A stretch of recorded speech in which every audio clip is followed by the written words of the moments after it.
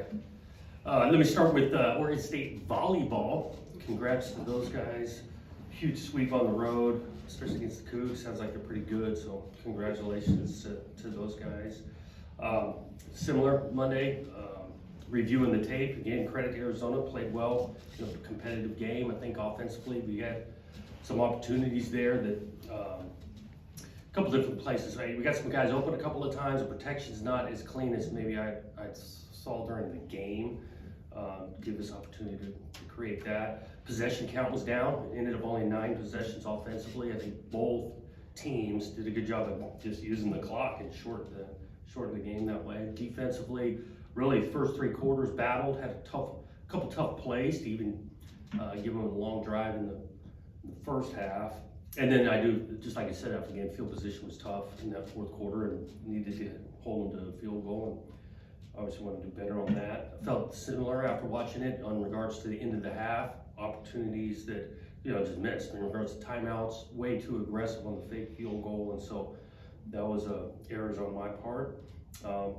And so we got to reload. I mean, we do. We got to go back to work just like every week in this conference. Got another big time opponent, tough place to play.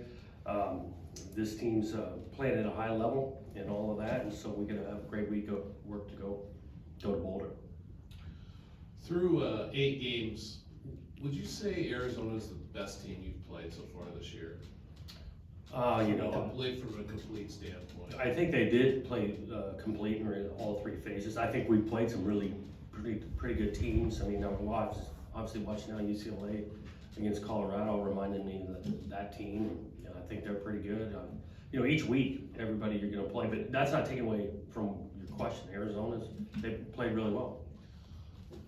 Did you look at the Oladapo penalty, and what did you think of that? Yeah, those are going to be tough. Anytime you're going to go high or be high around the quarterback, you're running a risk. Oladapo's 6'2". We got Siones around him at the same time. That quarterback's a little bit shorter, and you go high on a quarterback, you run the risk again to call.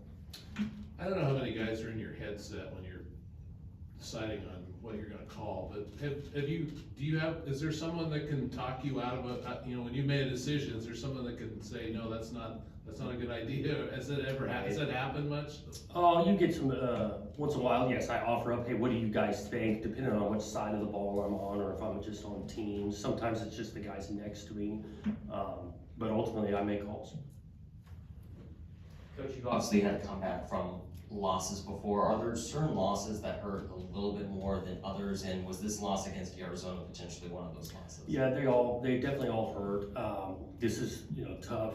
Anytime you feel like you could have played a little bit better and had opportunities, but similar to our other loss, I mean, could have played a little bit better. It was on the road, so there's a lot of similar coming back from a loss. A lot of the guys were very emotional. Robinson was crying right next to the locker room. I know Tolly on that last drive was, again, also very emotional. How have they kind of responded in the last 24, 48 hours? Yeah, I appreciate, again, because this means a lot to these guys. And so I appreciate all they put into it. It means a lot to everybody in the building.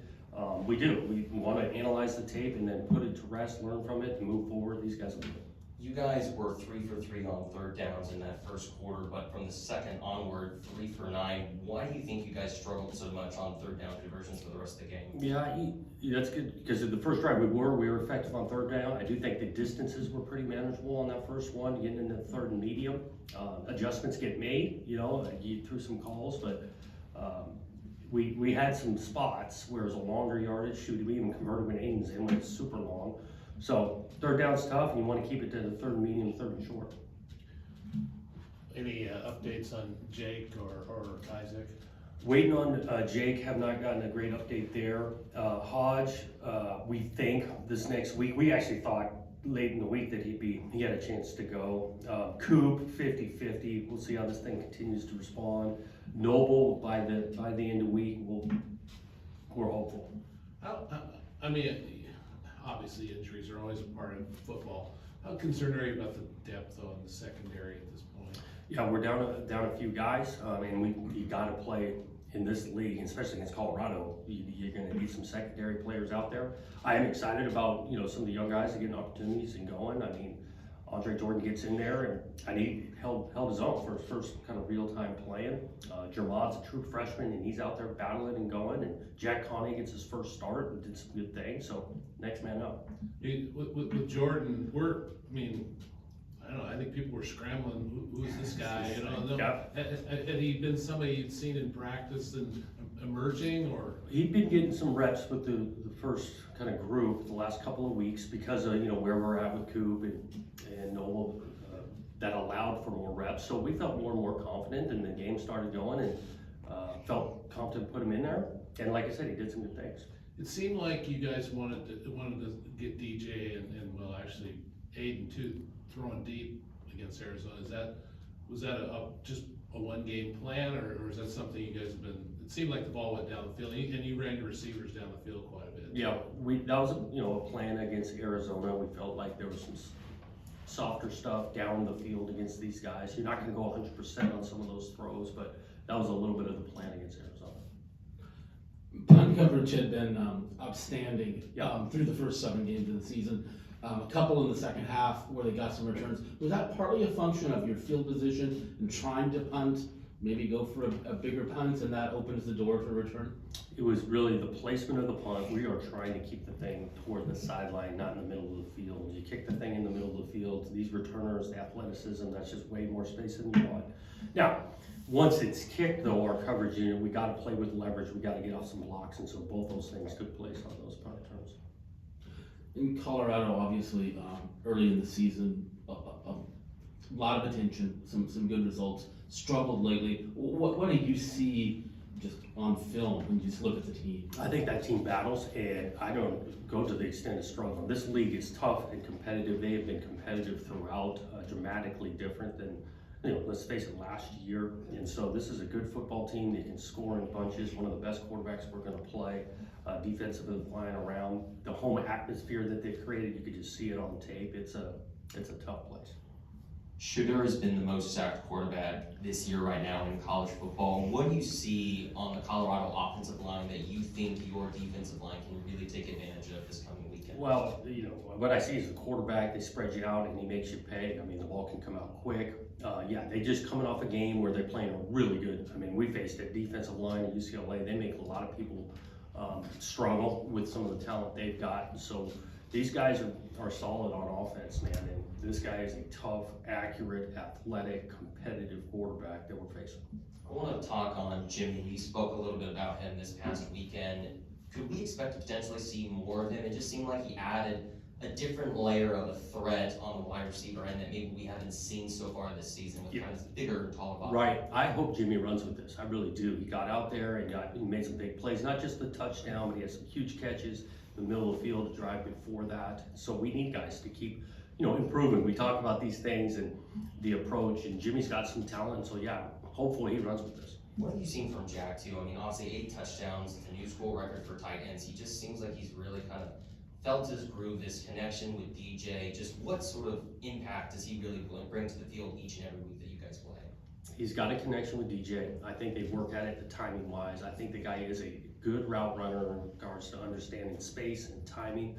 DJ throws him that first touchdown with trust. He's not even turned his head yet. The ball's coming out, and that goes back to the trust between the two of them. It's awesome to have it, Jack coming along like this. We want to keep it going. Coach, there's so much talk about how potent Colorado is offensively, but Travis Hunter made 2 plays that Chip Kelly raved about. And he said those are just big time plays. They took it away 4 times. Yeah. Tell me about what you see in Travis defensively and their defense overall. Yeah, he's a gifted player, no question, but instinctive, really smart, understands the coverage. I think one of them is sitting there in the cloud corner and he's jumping an inside route, baiting the quarterback the second time with his length, got great ball skills. And they caused 4 turnovers in the first half against UCLA. That's where I'm back to this is a good team, competitive, and these games are tough. There's good teams across the board. And so they've been in the thick of about every game they play. Tanner Miller, I was wondering if you could just talk a little bit about his journey to where he is at now, because he's like a lot of offensive linemen come in here and they're not highly touted and everything, and he's just seems like he just ground his way into this position where he's become pretty valuable. Yeah, he's extremely valuable, just with his flexibility position-wise, center and guard. got here, went to work, learned the scheme, and he really didn't say a whole lot. He just kept on working. I think it was last year, same thing. Wasn't playing very much early. But sometimes offensive lineman takes a couple of years. He did that, and now he's just a mainstay. Which again, we've got some old linemen he's playing with that are highly touted and are playing really well. But I don't know if anyone is playing better than Tanner. Have you had any, played any night games in Boulder during your career?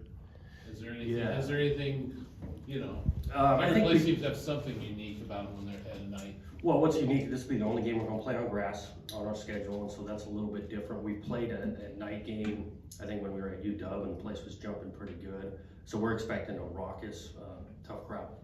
Well, it seems like once a season you get a situation where you have back-to-back road games. The second one, do you make any adjustments during the week? Just cause it's kind of weighs on the, you know, the team a little bit, just with travel and whatnot. Not huge adjustments. We're definitely talking about recovery, rest and sleep. And again, you get to the end of the year and you wanna be practicing well, but you gotta have these guys recovering at the same point. But nothing drastic. I know last weekend in Colorado, they had a little bit of a snowstorm. This weekend, not expected, I believe, any snow, but it's still gonna be very cold. How do you guys prepare for that when you can't really control the elements that we have here in Coon Valley and prepare for a road game where it's gonna be freezing out there? Yeah, it's similar to like last week. We knew it was gonna be warmer, right? But we can't change the weather around here. Talk about hydration leading into it. These guys want the opportunity to get back on the field and play, whether it's 30 degrees or it's 90. So that's kind of the mindset. Coach, the play on the snap, was that just a fumbled snap in the exchange with Tanner and Aiden? What happened? Yep, it was just an exchange issue and kind of went sideways. I do give Aiden some credit in regards to picking the ball up and continuing to battle to try to get it. All right, thanks, Coach. Thanks.